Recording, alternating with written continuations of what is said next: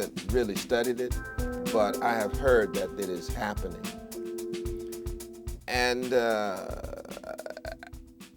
because I haven't studied it, I'm hesitant to comment. But I would think that global warming, reveal knowledge. Science tells you that this is a reality.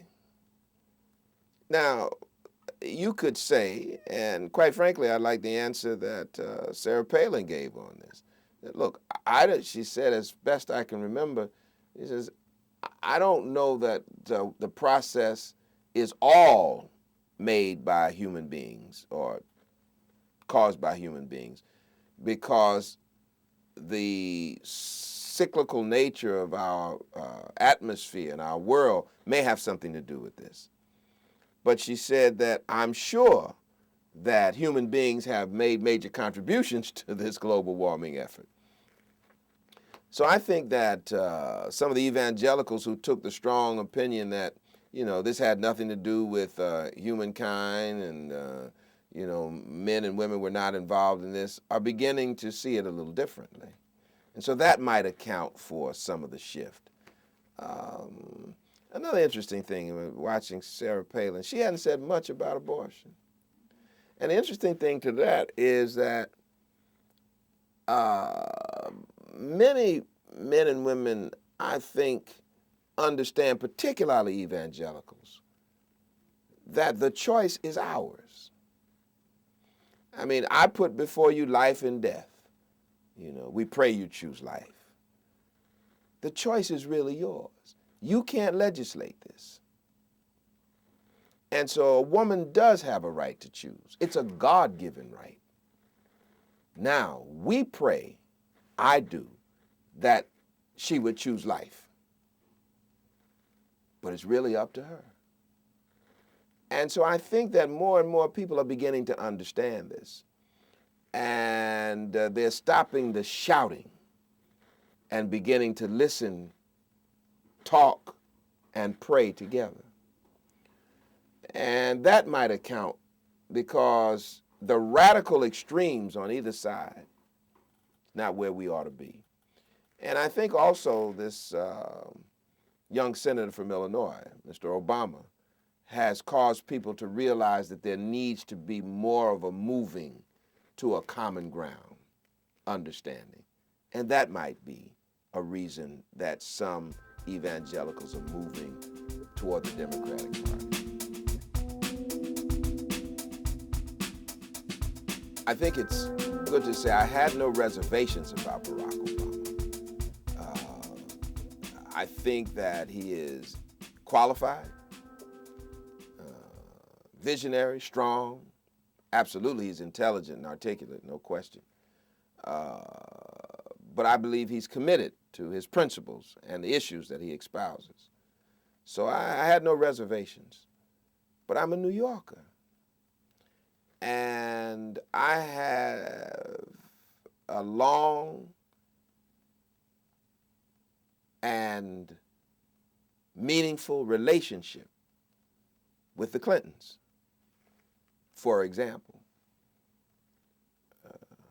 I'm the president of the State University of New York in Old Westbury.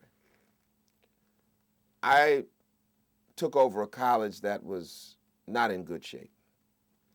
We built it up. It's in excellent shape now. But during the process of rebuilding the school, I needed help. And I remember picking up the telephone once and calling Bill Clinton.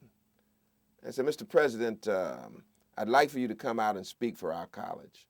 So I have a big luncheon that raises money to send young men and women overseas to study, to travel, study abroad. And he said he would come. Actually, I put it in a more colloquial way. I said, can you help a brother out? He said, I'll be right there. Now, not only did he come, he didn't charge me anything. And I raised, with Bill Clinton, the largest amount of money that the college has ever raised since its inception. You can't forget that. He established an office in Harlem.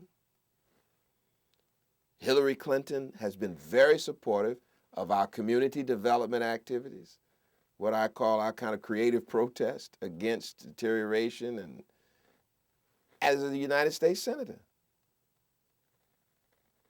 I've been with Bill Clinton in many settings, Hillary Clinton in many settings, when they have acknowledged our work, encouraged us, put us in contact with people who can help us.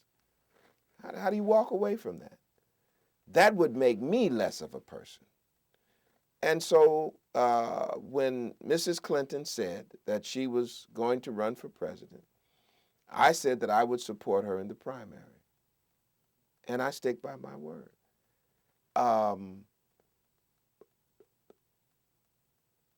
I talked with Senator Obama, and we had a very good conversation. And I said, you know, Senator, if I lived in Illinois, we wouldn't have a problem.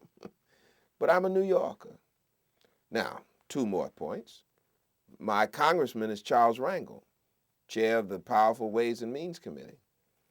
And my senator is Charles Schumer, a very powerful man in the Senate. They, too, were supporting Hillary Clinton. And they also have worked with us in our community development activities, in our educational programs. And so I stuck with Hillary Clinton because she's been a friend, and I think that she is eminently qualified. She's paid her dues. She would have been a tough candidate. Now, when the primary was over and she did not win and Barack Obama did, absolutely no question. And I told Barack Obama that, face to face, as close as you and I are right now, that I would support him. And I am supporting him vigorously, without apology.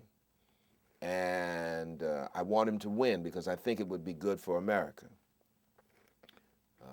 But that still does not take away my high regard and respect for Senator Clinton. And I really hope that her career in elected politics is not over. There are many of my colleagues and others who say that if Barack Obama wins, that's it. You know, you would have ascended to the presidency as an African American, and there'll be no more need for affirmative action, and you know, the race issue is dead in America because whites have voted in big numbers for Barack Obama. But that's not the case. Barack Obama will be president of the United States of America, but that won't end the conversation on race. There's still a lot of people in this country who have to wrestle with this issue, black and white. There will be racial incidents. There will be police brutality. And there will be those, by the way, who are just incensed with the fact that we have elected a black president. And they will let it be known. And so I think we're going to be involved in this conversation, unfortunately, for a long time. However, we would have made a big step forward in the discussion. But I think we're still going to have to wrestle with issues like affirmative action, how people of African descent are being treated in jobs and advancement in jobs, education. You know, it's still an issue. And Barack Obama, once he's elected, is not going to be able to solve all the problems. You know that. Just as any person who's elected is, you've got a Congress to work with. You know, you've got a court to work with. It will be a good thing, but it will not be the end of the racial discussion. It will not be nirvana. It will not be a panacea. It will not be Shangri-La. We're still going to have some struggles in America. But thank God for the struggles. And I think the conversation will be even more focused as a result of having elected him as president.